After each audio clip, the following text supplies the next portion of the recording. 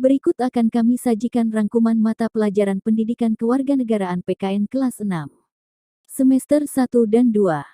Rangkuman bab 1 proses perumusan Pancasila. 1. Jepang membuktikan janji kemerdekaan bagi bangsa Indonesia dengan mengumumkan pembentukan BPUPKI pada tanggal 1 Maret tahun 1945. 2. BPUPKI dibentuk dengan tugas menyiapkan segala sesuatu yang berkaitan dengan Indonesia merdeka. 3. Sidang pertama BPUPKI berlangsung pada tanggal 29 Mei tanggal 1 Juni tahun 1945. 4. Panitia 9 berhasil merumuskan dasar negara Indonesia merdeka yang disebut Piagam Jakarta atau Jakarta Charter. 5. Sidang kedua BPUPKI berlangsung pada tanggal 10 sampai tanggal 16 Juli tahun 1945.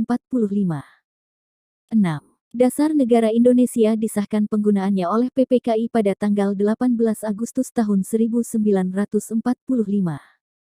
7. Generasi muda Indonesia perlu meneladani nilai-nilai juang para tokoh yang berperan dalam proses perumusan Pancasila sebagai dasar negara. Rangkuman bab 2. Sistem pemerintahan Republik Indonesia. 1. Pemilu di Indonesia dilaksanakan setiap 5 tahun sekali. 2. Pemilu diselenggarakan oleh KPU. 3. Asas pemilu di Indonesia adalah langsung, umum, bebas, rahasia, jujur, dan adil. 4. Mulai tahun 2004 diselenggarakan 2 pemilu. Pertama, pemilihan untuk memilih anggota DPR, DPD, dan DPRD pemilu legislatif.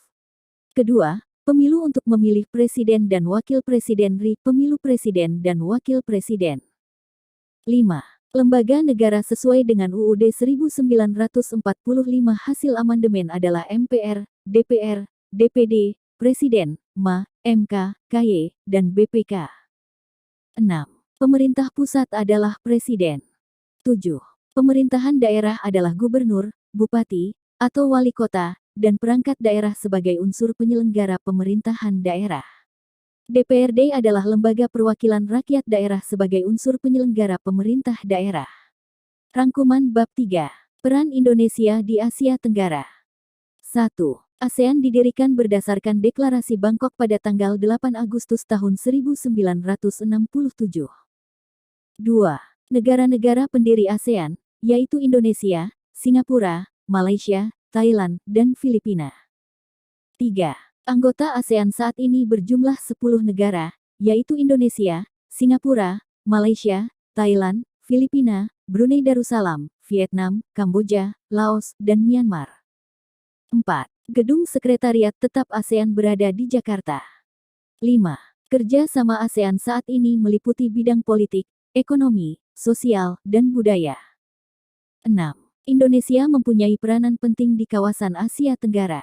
Peran Indonesia, antara lain sebagai pemprakarsa berdirinya ASEAN, ikut membantu penyelesaian masalah Kamboja, dan sebagainya. Rangkuman bab 4. Peran Indonesia dalam era globalisasi. 1.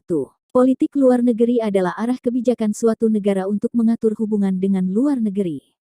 Politik luar negeri merupakan bagian dari kebijakan nasional yang ditujukan bagi kepentingan nasional dalam lingkup dunia internasional.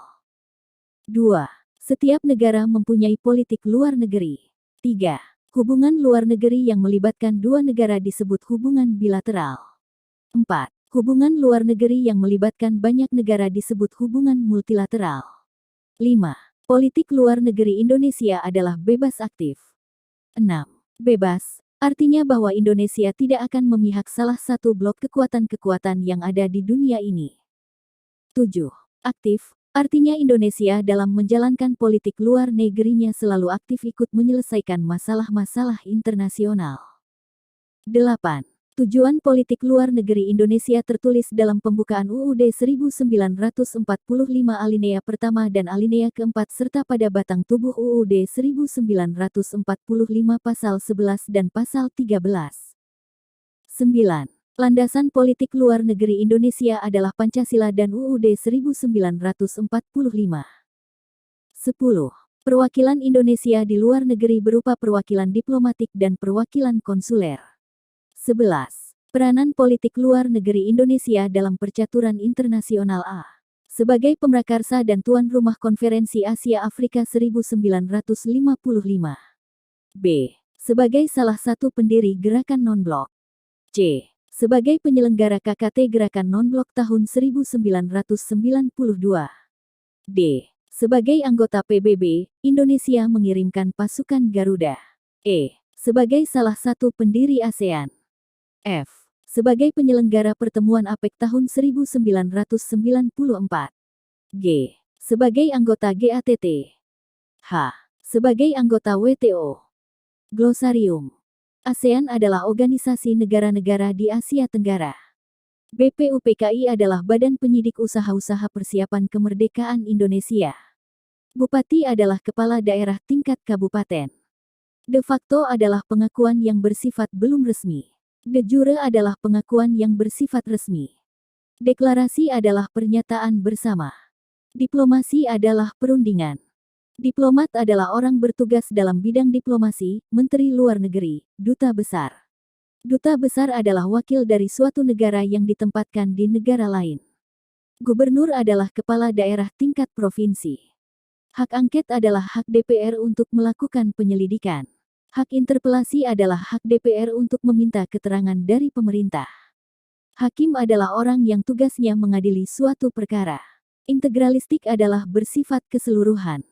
Kabinet adalah susunan para menteri. Kampanye adalah kegiatan untuk mencari simpati atau dukungan.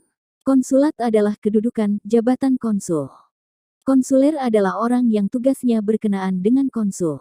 Kudeta adalah perebutan kekuasaan. KPU adalah Komisi Pemilihan Umum. KY adalah Komisi Yudisial. Luber adalah akronim dari langsung, umum, bebas dan rahasia. MK adalah Mahkamah Konstitusi. Panitia 9 adalah panitia yang bertugas merumuskan dasar negara yang hasilnya disebut Piagam Jakarta. Pemilu adalah pemilihan umum. Pilkada adalah pemilihan kepala daerah. Presiden adalah pemimpin suatu negara yang berbentuk republik. Proklamasi adalah pernyataan kemerdekaan. Proklamator adalah orang yang menyatakan kemerdekaan. Ras adalah keturunan. Sidang paripurna adalah sidang yang dihadiri seluruh anggota. Surat suara adalah selembar kertas yang akan dicoblos pada waktu pemungutan suara. Jangan lupa ikuti channel kami terus dan demikian yang dapat kami sampaikan. Semoga bermanfaat dan membawa berkah. Amin.